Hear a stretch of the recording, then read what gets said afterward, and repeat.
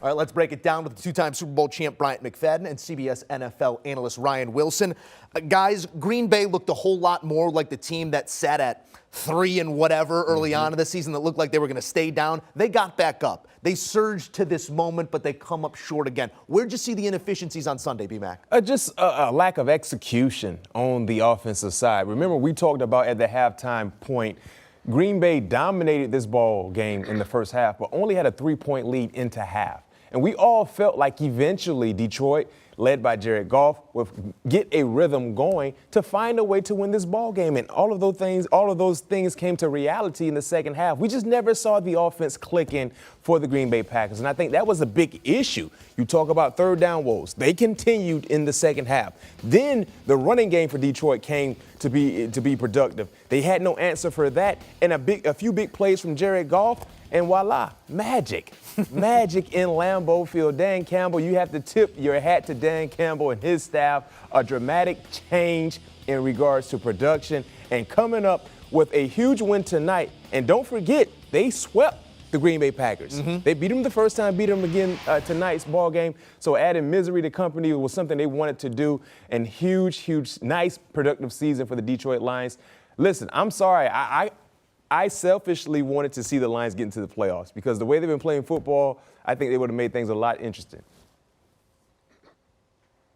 B-Mac, don't apologize because I'm right there with you. And this is why you want to see a team like Detroit in the playoffs. The way that they played the second half of that season, the way they played tonight, the way that Dan Campbell does not care about rules, about whatever the analytics might say. He goes with what gives his team the best chance to make a play. And it felt like he called and dialed up every single thing correctly tonight. You talked about how Jared Goff turned it on, and we talked about it at halftime. Jared Goff was going to play better than he did in the first half. He did that. I said whoever minimized the miscues in the second half was going to have the best chance to win. In addition to Jared Goff, you have things like Quay Walker pushing the trainer, and he gets kicked out of the game. They needed him in the middle of that defense. And then we saw that last graphic there. Kirby Joseph, the rookie out of Illinois, 3 interceptions against Aaron Rodgers, first time that's ever happened in one regular season. Had one earlier that was taken away because of a defensive penalty, and he was a big part of what they did on the back half. And B-Mac, you mentioned that Week 9 game where the Lions beat the Packers the first time around. The Lions went into that game 1-6. They finished 9-8. I'm telling you right now, we'll spend all offseason talking about it. Watch out for the Detroit Lions because they are not messing around. A huge win for them. This is their Super Bowl. This is one of the biggest wins they've had since they went last went to the playoffs. And it's a great way to go into the offseason. And if you're Green Bay, Joe, a ton of questions, and it starts with the quarterback. Yeah, and we will get to some of those questions, but I do want to give some flowers here to Detroit first because you outlined it, 8-2 in their last 10 games of the season. I'm sure the Aiden Hutchinson, Jared Goff jersey sales will spike in the Pacific Northwest here in the not-too-distant future, guys.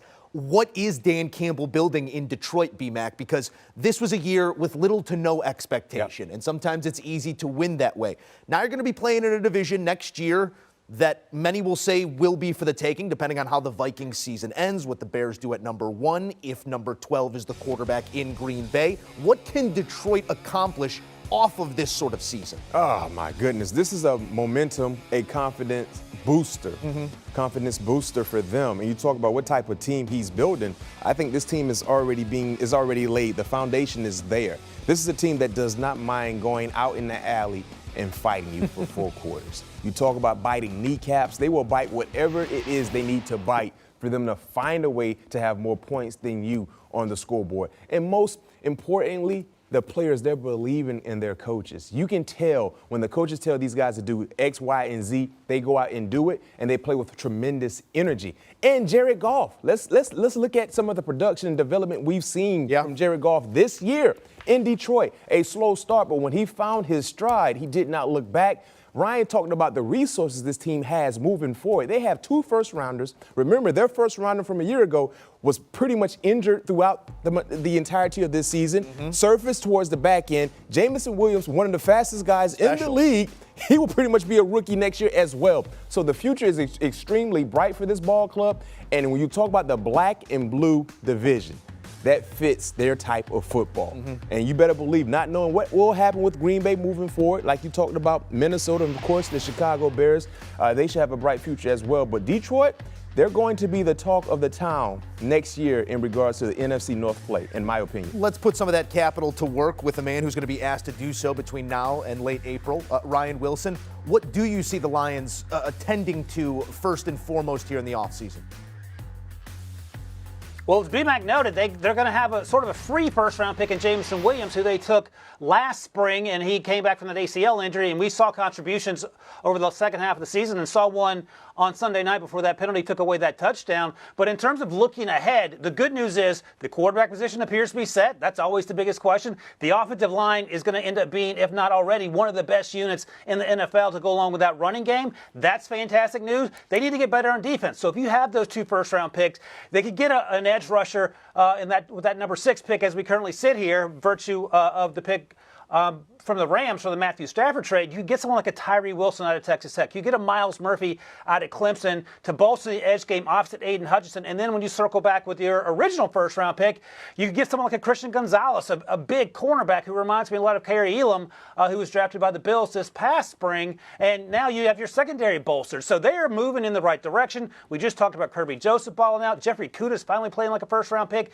He didn't play tonight because of injury. But the pieces are coming together. And as BMAC noted, suddenly it feels like this division might go through Detroit. So that's a fun conversation to have, and it certainly helps that you have those 2 first-round picks, and your team is already stocked on one side of the ball as you move towards the offseason. Before we pivot to the Green Bay side of the conversation, got to tip our caps to Jamal Williams. What was an amazing season. Breaks Barry Sanders' single-season touchdown record for the Detroit Lions, heady space, and does it here against a team that discarded him in the past. An amazing storyline comes to fruition in Week 18. The storylines will continue in Green Bay until we get some answers, and if last offseason is any indication, it's going to be a while. Number 12's future in doubt, and some interesting things happening here down the stretch. Jameson Williams asked Rodgers for his jersey after the game, and he was seen saying something to the effect of, I got to hold on to this one. You see him then put the arm around Randall Cobb walking off the field. Some telltale signs that maybe this could be the end, B-Mac. What do you feel like Aaron Rodgers' future is in this league, in Green Bay more specifically? I think this will be a reoccurring conversation throughout the offseason until we get some clarity. I feel like it's 50-50. You know, watching his body language walking off the football field. Granted, it's a very, very tough loss. You had an opportunity to get into the playoffs. Tough season. A lot of trials and tribulations when you talk about the ups and downs, and then walking off with his longtime teammate in Randall Cobb, and they kind of embraced each other, similar to what we saw in The Last Dance with Jordan and Pippen. So I wouldn't be surprised. Pippen's in Vegas right now, by the way. No question. That was Pippen. Pippen's in Vegas. Yeah, Pippen is in Vegas and Devontae Adams. But, guys, I wouldn't be surprised to see him walk away, and I would not be surprised to see him come back one more year. But I think when you talk about Aaron Rodgers and his legacy, everything that he's done for Green Bay, wouldn't it be best if he just had a farewell-like tour? Like if it was known, like, this is my last year. So he can really appreciate everything that he's been able to do. And I think that's the operative word there, appreciate. I think this is a guy that doesn't always feel appreciated by the franchise that he's done so much for. Ryan, I know it is very much a 50-50 conjecture type question here, but where do you see Aaron Rodgers this time next year? That's the question. And the funny thing is, back in the summer, we were talking about Aaron Rodgers being everywhere. And don't forget, one of the reasons reportedly that Nathaniel Hackett ended up in Denver was because of his relationship with Aaron Rodgers, who was reportedly on the outs in Green Bay with the regime there. And everyone made up, and here we are. But I do wonder, and is it early? Is it better to go out a year early than a year late? I mean, you look at Big Ben last year. Maybe he should have retired a year early. Eli Manning. Drew Brees. Now, Peyton Manning won in his final year, but that Denver Broncos team sort of dragged him to the Super Bowl. It wasn't the Peyton Manning we're used to seeing, and of course, Tom Brady's still doing it. He may be the exception. But I think, look, in terms of on the field, I would imagine that Matt LaFleur wants Aaron Rodgers back. Maybe all the ancillary off-the-field stuff, maybe he wants to move on. But then what's the answer? Is it Jordan Love? Is it Derek Carr? Is it God knows who? Because those are going to be the questions you're going to have to answer. And then fair or not, we'll find out whether Matt LaFleur is a result of Aaron Rodgers or whether Matt LaFleur is a good coach without Aaron Rodgers. And typically what happens is no matter how great a coach you are, if you don't have a franchise quarterback, things get a lot more difficult to win football games in the NFL. Do you want a sports network that delivers everything that matters about the game? The highlights, the picks, the instant analysis, no yelling, no fake debates, no politics. Hit the subscribe button and never miss a moment.